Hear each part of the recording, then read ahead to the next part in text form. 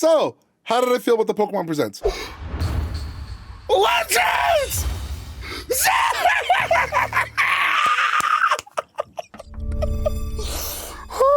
the f?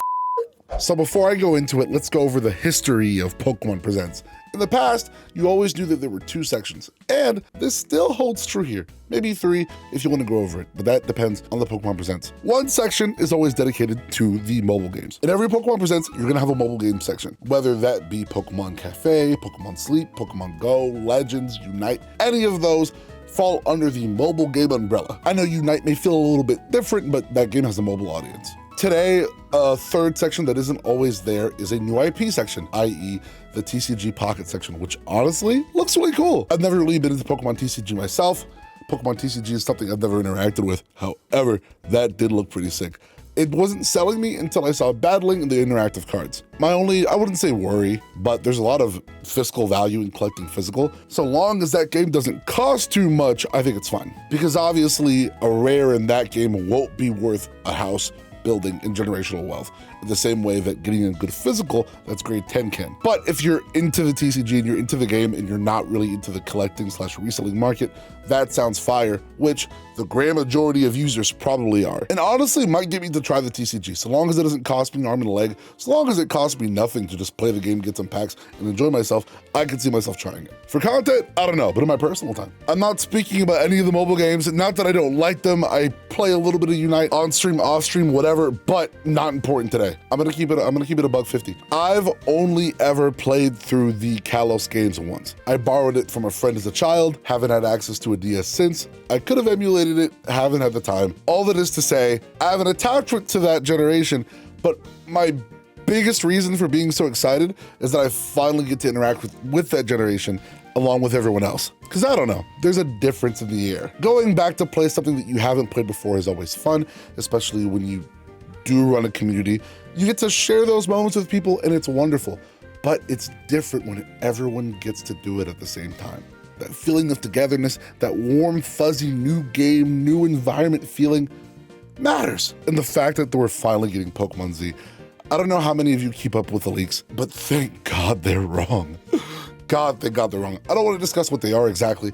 A, I don't want to get in trouble. B, if those things come true in the future, I don't want to be a source of a spoiler. Excuse me. Obviously, we know very little. We know that we saw Lumio City.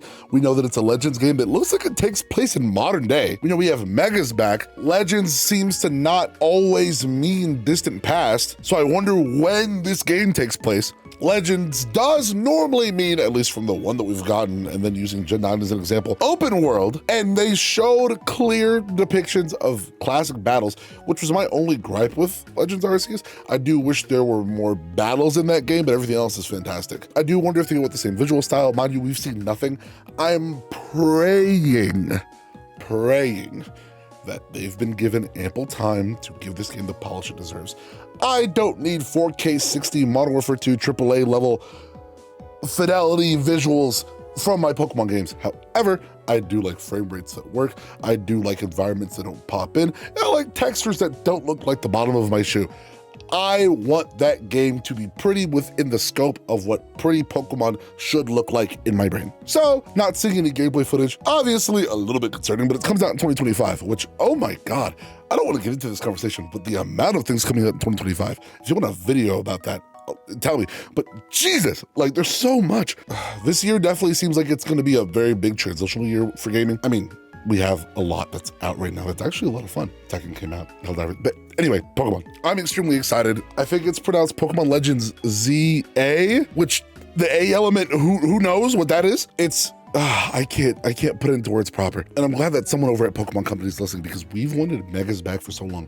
I'm not saying Megas are perfect. I actually really like Terastallization, but the issue with Terastallization, while it is a super good balanced battle mechanic, and battle mechanic wise, I actually love Terras. However, the little hats, design-wise, it kind of falls flat. Visually, it's pretty uninteresting, and the fact that it's the same one for every single Pokemon, that gives every Pokemon something. That's the only issue with Megas. Not every Pokemon is a Mega, so your favorite might get left out. However, I feel like the pluses outdo the negatives here, you know? But anyway, I love my community. I'm so sorry I haven't posted a full video in a while, and I want to hear from you. How did you feel about the Pokemon Presents? How do you feel about Gen 6 coming back? How do you feel about us waiting over a decade to get some semblance of a Z-based game? And I'll see you again soon, either here or on the live stream at twitch.tv/30pants, or anywhere else I post content. Take it easy. I love y'all. Have a great rest of your day. Deuces.